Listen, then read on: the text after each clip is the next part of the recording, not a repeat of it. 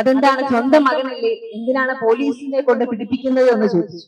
അപ്പൊ അമ്മ പറഞ്ഞത്, ഒരു നിവൃത്തിയുമില്ല വീട്ടിലെ മകനെ കൊണ്ട് എന്റെ മകൾക്ക് ഒന്ന് ഡ്രസ്സ് മാറാൻ പോലും ആ റൂമിനകത്ത് അല്ലെങ്കിൽ ആ വീട്ടിനകത്ത് കയറാൻ സാധിക്കുന്നില്ല എന്നാണ് അമ്മ പറഞ്ഞത്. വളരെ വിഷമത്തോടു കൂടി ഓടിയാണ് വരുന്നത്. കാരണം ആ അമ്മ തടയാൻ ചെന്നപ്പോൾ ആ മകൻ വെട്ടുകെത്തിക്കൊണ്ട് ആ അമ്മയെ ഓടിക്കുകയാണ്. വർഷങ്ങളായിട്ട് ലഹരിക്ക് അടിമപ്പെട്ടതായിരുന്നു. അത് കിട്ടാത്ത വന്ന സാഹചര്യത്തിൽ സ്വന്തമായിട്ട് കൈ അലമാരയിൽ അടിച്ചു പൊട്ടിച്ചു, തല കൊണ്ട് അലമാരയിൽ ഇടിച്ചു.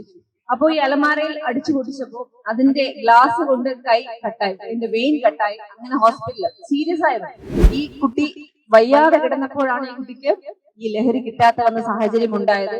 അപ്പോഴാണ് ഈ സ്വന്തം ശരീരത്തെ പോലും ആക്രമിക്കുന്ന ഒരു സാഹചര്യം ഉണ്ടായത്. മകനെ പോയി കണ്ടായിരുന്നോ, ജയിലിൽ പോയി കണ്ടായിരുന്നോ എന്ന് ചോദിച്ചു.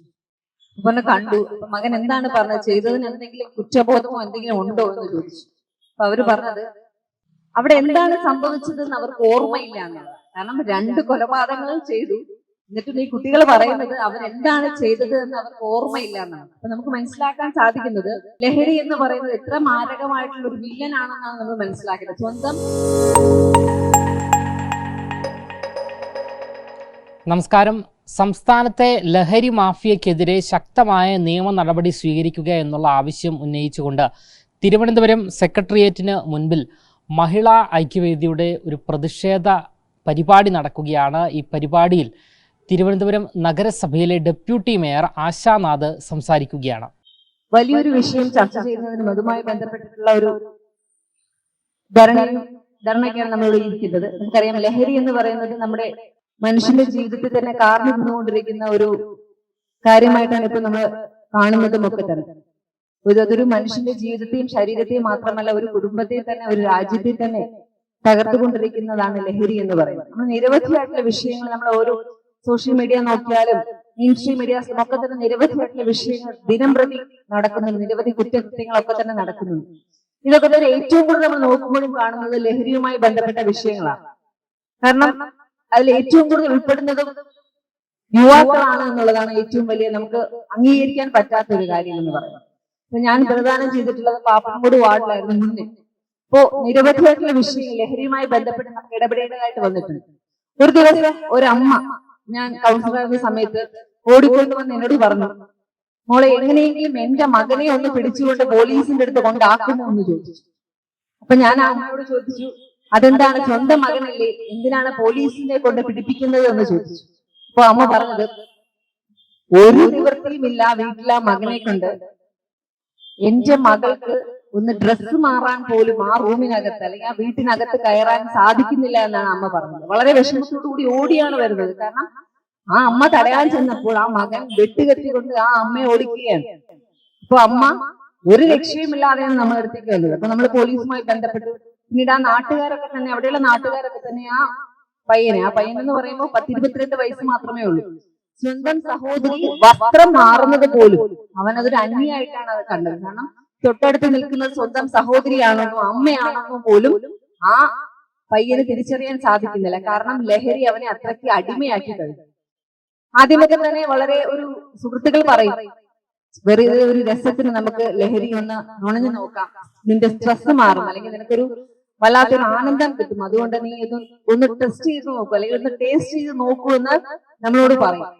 അപ്പോ ചിലപ്പോ എന്തെങ്കിലും വിഷമത്തിലായിരിക്കും, എന്തെങ്കിലും ബുദ്ധിമുട്ടുണ്ടായിരിക്കും. അപ്പോ സ്വാഭാവികമായിട്ടും ഒന്ന് ടെസ്റ്റ് ചെയ്ത് നോക്കാം എന്നായിരിക്കും ആദ്യം ഇതിന്റെ തുടക്കം. പക്ഷെ പിന്നീട് അത് ഒരിക്കലും അതിൽ നിന്ന് കരകയറാൻ പറ്റാത്ത രീതിയിൽ അടിമപ്പെട്ട് പോകുന്ന സാഹചര്യമാണുള്ളത്. നിരവധിയായിട്ടുള്ള യുവാക്കളൊക്കെ തന്നെ ഇതിന് അടിമപ്പെട്ട് സ്വന്തം കുടുംബം അല്ലെങ്കിൽ സ്വന്തം അച്ഛനെയും അമ്മയും പോലും തിരിച്ചറിയാൻ പറ്റാത്ത സാഹചര്യം, അവരെ പോലും ഉപദ്രവിക്കുന്ന സാഹചര്യം, നിരവധി കുറ്റകൃത്യങ്ങളിൽ ഏർപ്പെടുന്ന സാഹചര്യം ഒക്കെ തന്നെ ഈ ലഹരിയുമായി ബന്ധപ്പെട്ടുള്ളതാണ്. മറ്റൊരു വിഷയം, ഒരു പയ്യൻ ഏകദേശം ഒരു 15-16 വയസ്സ് മാത്രമേ ഉള്ളൂ. അപ്പോ അതിന്റെ അമ്മ ഹരിതകർമ്മസേന പ്രവർത്തകയാണ്.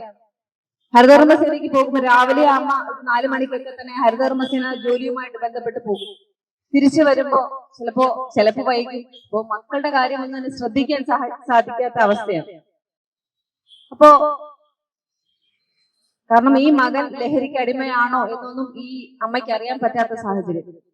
പലതവണ പോലീസ് നിരവധിയായിട്ടുള്ള കേസുകളും ഒക്കെ തന്നെ ഈ പയ്യന്റെ പേരിൽ അടിപിടി കേസും ഒക്കെ തന്നെ പിടിച്ചു. അപ്പൊ പലതവണ നമ്മളോട് പറഞ്ഞു, കാരണം കൗൺസിലറാണ്, ഹരിതകർമ്മസേനയുടെ അംഗമായത് കൊണ്ട് തന്നെ പലതവണ നമ്മൾ പോലീസിനോട് പറഞ്ഞു. കാരണം ചെറിയ ഒരു കുട്ടിയാണ്, അറിയാതെ പറ്റിയതാണ്, എങ്ങനെയെങ്കിലും ആ പയ്യനെ സ്റ്റേഷനിൽ നിന്ന് വിടണമൊക്കെ തന്നെ നമ്മൾ പലതവണ പറഞ്ഞു. അങ്ങനെ പോലീസ് സ്റ്റേഷനിലൊക്കെ തന്നെ വിട്ടിട്ടുണ്ട്. പക്ഷെ അപ്പോഴും ഞങ്ങൾക്ക് അറിയില്ല ഈ കുട്ടി ലഹരിക്ക് അടിമപ്പെട്ടതാണെന്ന് അറിയില്ല. ഒരു ദിവസം നമ്മൾ അറിഞ്ഞു ഈ കുട്ടി ഹോസ്പിറ്റലിലാണെന്ന്. അപ്പൊ ഞാൻ ചോദിച്ചു, മറ്റു ഹരിതകർമ്മസേന അംഗങ്ങളോട് ചോദിച്ചു, എങ്ങനെ ഈ കുട്ടി ഹോസ്പിറ്റലിലായി എന്ന് ചോദിച്ചപ്പോ പറഞ്ഞത് ആ കുട്ടി വർഷങ്ങളായിട്ട് ലഹരിക്ക് അടിമപ്പെട്ടതായിരുന്നു. അത് കിട്ടാതെ വന്ന സാഹചര്യത്തിൽ, അത് സയന്റിഫിക് ഡ്രഗ് എന്തോ ആണ് സംഭവം, അതിനെ വ്യക്തമായിട്ട് എനിക്കറിയാം, സിന്തറ്റിക് ഡ്രഗ് എന്തോ ആണ്. അപ്പോ അത് കിട്ടാത്ത സാഹചര്യത്തിൽ സ്വന്തമായിട്ട് കൈ അലമാരയിൽ അടിച്ചു പൊട്ടിച്ചു, തല കൊണ്ട് അലമാരയിൽ ഇടിച്ചു. അപ്പോ ഈ അലമാരയിൽ അടിച്ചു പൊട്ടിച്ചപ്പോ അതിന്റെ ഗ്ലാസ് കൊണ്ട് കൈ കട്ടായി, അതിന്റെ വെയിൻ കട്ടായി. അങ്ങനെ ഹോസ്പിറ്റലിൽ സീരിയസ് ആയിരുന്നു. പക്ഷെ എന്നിട്ട് പോലും ആ അമ്മ, നമ്മളെപ്പോഴും പറയും, നമ്മള് നമ്മുടെ മക്കളോടൊപ്പം കുറച്ച് സമയം ചെലവഴിച്ചാൽ അവരെ കേൾക്കാൻ തയ്യാറായാൽ അവരുടെ എന്തൊക്കെ വിഷയങ്ങളുണ്ടെന്ന് നമുക്ക് മനസ്സിലാക്കാൻ സാധിക്കും. പക്ഷെ പാവ അമ്മയെ കുറ്റം പറയാൻ സാധിക്കില്ല. രാവിലെ മുതൽ സ്വന്തം മക്കളെ നോക്കാൻ വേണ്ടിയിട്ട് കഷ്ടപ്പെടുകയാണ്, രാപ്പകലില്ലാതെ കഷ്ടപ്പെടുകയാണ്. അപ്പൊ മക്കള് ഏത് രീതിയിൽ പോകുന്നു, ഏതൊക്കെ കൂട്ടുകെട്ടിൽ പോകുന്നു എന്ന് അമ്മയ്ക്ക് ശ്രദ്ധിക്കാൻ പറ്റാത്ത സാഹചര്യമായിരുന്നു. അപ്പോ ഈ മകൻ കൂട്ടുകെട്ടിൽ സ്കൂളിൽ പോകാതെ അവിടെ നിന്ന് മുതിർന്ന, അതായത് തന്നെക്കാൾ മുതിർന്ന ആളുകളുടെ കൂട്ടുകൂടി ഈ ലഹരിക്ക് അടിമപ്പെട്ടു പോകുന്ന സാഹചര്യം. ഈ കുട്ടി വയ്യാതെ കിടന്നപ്പോഴാണ് ഈ കുട്ടിക്ക് ഈ ലഹരി കിട്ടാത്ത വന്ന സാഹചര്യം ഉണ്ടായത്. അപ്പോഴാണ് ഈ സ്വന്തം ശരീരത്തെ പോലും ആക്രമിക്കുന്ന ഒരു സാഹചര്യം ഉണ്ടായത്.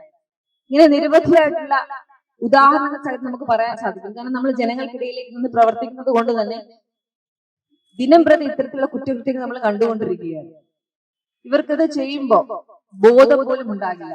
നമുക്കറിയാം, നമ്മുടെ നമ്മൾ എല്ലാവരും കുറച്ചു നാളുകൾക്ക് മുമ്പ് നമ്മൾ കേട്ട ഒരു കൊലപാതകം ഉണ്ടായിരുന്നു, അഖിൽ കൊലക്കേസും അതുപോലെ അനന്തോ കൊലക്കേസും. ഇതൊക്കെ തന്നെ നമ്മുടെ ആ പ്രദേശത്ത് നടന്നിട്ടുള്ളത് കൊണ്ട് തന്നെ അതിന്റെ ആ ഒരു സാഹചര്യം, നമ്മൾ ഇൻക്വസ്റ്റിന് പോയപ്പോ പോലീസ് ഞങ്ങളോട് പറഞ്ഞത്, ഇത്രയും മൃഗീയമായിട്ട് ഈ 10ഉം 20ഉം വയസ്സ് 17 മുതലുള്ള പിള്ളേരാണ് അതിനകത്ത് കുറ്റകൃത്യങ്ങൾ ഏർപ്പെട്ടിട്ടുള്ളത്. ഇത്രയും മൃഗീയമായിട്ട് ഒരാളെ എങ്ങനെ കൊല്ലാൻ സാധിക്കുന്നു എന്നാണ് അവർ ചോദിച്ചത്. കാരണം ഞാൻ ഇൻക്വസ്റ്റ് സ്ഥലത്ത് പോയിട്ടുള്ളതായിരുന്നു. തല കൊണ്ട് ആ ചുമരിൽ ഒരു 10-20 വട്ടം ഇടിച്ചു പൊട്ടിക്കുകയായിരുന്നു. തലയോട്ടി അത്രയ്ക്ക് പൊട്ടിച്ചു. വെയിൻ കട്ട് ചെയ്ത ശേഷം ബ്ലൈഡ് കൊണ്ട് കട്ട് ചെയ്ത് കളിച്ച് അവസാനം അതിന്റെ ആ എല്ല് കാണുന്ന വരെ അതൊന്ന് കട്ട് ചെയ്ത് അത് ആസ്വദിക്കുകയായിരുന്നു. കാരണം ഈ കുട്ടി മരണപ്പെടുന്നതിനോടൊപ്പം തന്നെ അതിന്റെ വേദന ആസ്വദിച്ചുകൊണ്ട് കട്ട് ചെയ്ത് ആ വെയിൻ കട്ട് ചെയ്യുന്നതിന് മാത്രമല്ല, ആ ബ്ലഡ് പോയ ശേഷം അതിന്റെ ഉള്ളിലുള്ള എല്ല് കാണുന്നത് വരെ കട്ട് ചെയ്തു. അതിനുശേഷം അതിന്റെ കണ്ണിന്റെ മുകളിൽ സിഗരറ്റ് വെച്ചു. അങ്ങനെ വളരെ മൃഗീയമായിട്ട് സ്വന്തം കൂടെയുള്ള ഒരു അതായത് കൂടെ കളിച്ചു വളർന്ന ഒരു പയ്യൻ ഇങ്ങനെയും കൊല്ലാൻ സാധിക്കുമോ എന്നാണ് അവിടെ കൂടി നമുക്ക് എല്ലാവർക്കും തോന്നിയത്. പിന്നീട് ഈ കുറ്റകൃത്യത്തിൽ ഏർപ്പെട്ട ഈ അതിന്റെ ആ കുട്ടികളൊക്കെ തന്നെ നമ്മുടെ വാർഡിലുള്ളതായിരുന്നു. അപ്പൊ അതിനുശേഷം ഞാനൊരു ദിവസം ഇതിലൊരാളുടെ അമ്മ എന്നെ കാണാൻ വന്നപ്പോ ഞാൻ ചോദിച്ചു, മകനെ ജയിലിൽ പോയി കണ്ടായിരുന്നോ എന്ന് ചോദിച്ചു. ഇതേ ആളുകളാണ് രണ്ടാമത് വേറൊരു അത് അഴങ്കൽ ഭാഗത്ത് അഖിൽ എന്ന് പറഞ്ഞ കുട്ടിയെ കൊലപ്പെടുത്തിയതിലും ഇതേ പ്രതികൾ തന്നെയായിരുന്നു. കാരണം അന്ന് അവർക്ക് വലിയ ശിക്ഷ ലഭിക്കാത്തത് കൊണ്ട് തന്നെ കുട്ടികൾ പുറത്തിറങ്ങിയ ശേഷം നമ്മളെല്ലാം കണ്ടതാണ് ആ കുട്ടി അഖിൽ എന്ന് പറഞ്ഞ ആ കുട്ടിയെ ക്രൂരമായിട്ട് കല്ലൊക്കെ കൊണ്ട് ഇടിച്ച് കൊലപ്പെടുത്തിയത്. അപ്പൊ ആ കുട്ടിയുടെ അച്ഛൻ എന്നോട് ഒന്ന് ചോദിച്ചു, എന്റെ മകനെ 2 അടി കൊടുത്ത് വിടാമായിരുന്നില്ല, എന്തിനാണ് ഈ പല്ലിയെ അടിച്ചു കൊല്ലുന്നത് പോലെ എന്റെ മകനെ കൊന്നത് എന്നാണ് ആ അച്ഛൻ എന്നോട് ചോദിച്ചത്. അപ്പൊ ഞാൻ ഇതൊക്കെ പറഞ്ഞ ശേഷം ഈ കുട്ടിയുടെ അമ്മ വീട്ടിൽ വന്നപ്പോ ഞാൻ അവരോട് ചോദിച്ചു, മകനെ പോയി കണ്ടായിരുന്നോ, ജയിലിൽ പോയി കണ്ടായിരുന്നോ എന്ന് ചോദിച്ചു. അപ്പൊ കണ്ടു. അപ്പൊ മകൻ എന്താണ് പറഞ്ഞത്, ചെയ്തതിന് എന്തെങ്കിലും കുറ്റബോധമോ എന്തെങ്കിലും ഉണ്ടോ എന്ന് ചോദിച്ചു. അപ്പൊ അവര് പറഞ്ഞത് അവിടെ എന്താണ് സംഭവിച്ചതെന്ന് അവർക്ക് ഓർമ്മയില്ല എന്നുള്ളത്. കാരണം 2 കൊലപാതകങ്ങൾ ചെയ്തു, എന്നിട്ടും ഈ കുട്ടികൾ പറയുന്നത് അവരെന്താണ് ചെയ്തത് എന്ന് അവർക്ക് ഓർമ്മയില്ല എന്നാണ്. അപ്പൊ നമുക്ക് മനസ്സിലാക്കാൻ സാധിക്കുന്നത് ലഹരി എന്ന് പറയുന്നത് എത്ര മാരകമായിട്ടുള്ള ഒരു വില്ലനാണെന്നാണ് നമ്മൾ മനസ്സിലാക്കുന്നത്. സ്വന്തം ജീവിതം മാത്രമല്ല, കുടുംബക്കാരെ പോലും തകർക്കുന്നത്, സ്വന്തം വീട്ടിലെ കുടുംബക്കാരെയും ബന്ധുക്കളെയും എന്താ പറയുക സമൂഹത്തെ പോലും തകർക്കുന്ന ഒരു വലിയൊരു വില്ലനാണ് ലഹരി എന്ന് പറയുന്നത്. അത് ഉപയോഗിച്ചു കഴിഞ്ഞാൽ നമ്മൾ പറയും ചുറ്റുമുള്ളതൊന്നും കാണാൻ സാധിക്കില്ല എന്ന് തമാശ രൂപേണ പറയും. പക്ഷെ ഇത് തമാശയല്ല, ഓരോരുത്തരുടെയും ജീവിതം തന്നെ, കുടുംബം തന്നെ നശിപ്പിക്കുന്ന ഒരു വലിയൊരു വില്ലൻ തന്നെയാണ് ലഹരി എന്നുള്ളത് നമ്മൾ എല്ലാവരും മനസ്സിലാക്കണം. നമ്മളിപ്പോ ഇങ്ങനെ ഒരു ധർണ നടത്തിയത് വളരെ നല്ല കാര്യമായിട്ടാണ് എനിക്ക് തോന്നുന്നത്. കാരണം നമ്മളിപ്പോ സ്കൂൾ തുറക്കുന്നതിന് മുമ്പ് തിരുവനന്തപുരം നഗരസഭയുടെ ഭാഗത്തു നിന്ന് സ്കൂൾ പരിസരത്തുള്ള പല കടകളും നമ്മൾ പരിശോധനയ്ക്ക് വിധേയമാക്കി. അതിന്റെ അടിസ്ഥാനത്തിൽ നിരവധിയായിട്ടുള്ള നമുക്ക് ലഹരി വസ്തുക്കളൊക്കെ തന്നെ ചെറിയ ചെറിയ കടകളിൽ നിന്ന് നമുക്ക് ലഭിച്ചു. നിങ്ങൾ എല്ലാവരും സോഷ്യൽ മീഡിയയിലും ഒക്കെ തന്നെ കണ്ടതായിരിക്കും. ഇത് നമ്മൾ പരിശോധിക്കാൻ കാരണം നിരവധി അമ്മമാരുടെയും അതുപോലെ തന്നെ TTSന്റെയും ഒക്കെ തന്നെ റിക്വസ്റ്റ് വന്നതിന്റെ അടിസ്ഥാനത്തിലാണ്. കാരണം അവർ പറഞ്ഞു, കാരണം സ്കൂൾ തുറക്കാൻ പോവുകയാണ്, നിരവധി തവണ പല പരാതികളും ഒക്കെ തന്നെ പറഞ്ഞിട്ട് ഇത്തരത്തിലുള്ള അന്വേഷണം നടന്നിട്ടില്ല, അതുകൊണ്ട് നമ്മുടെ കുട്ടികളെ രക്ഷിക്കണമെന്ന് ഓരോ അമ്മമാരും പറഞ്ഞതിന്റെ അടിസ്ഥാനത്തിലാണ് ഇങ്ങനെ ഒരു പരിശോധന നമ്മൾ നടത്തുവാനായിട്ട് തയ്യാറായത്. തീർച്ചയായിട്ടും നമുക്കറിയാം, ഇതുകൊണ്ടൊന്നും നമുക്ക് ലഹരിയെ പൂർണ്ണമായിട്ടും നമുക്ക് നമ്മുടെ സമൂഹത്തിൽ നിന്ന് ഒഴിവാക്കാൻ സാധിക്കില്ല. നിരവധിയായിട്ടുള്ള സ്ഥലത്ത് ഇപ്പോഴും ലഹരി വളരെ വ്യാപകമായിട്ട് തന്നെ കച്ചവടം നടത്തുന്നുണ്ട്. വളരെ വ്യാപകമായിട്ട് തന്നെ നമ്മുടെ യുവതലമുറയിൽപ്പെട്ട ആളുകൾ ഉപയോഗിക്കുന്നുണ്ട്.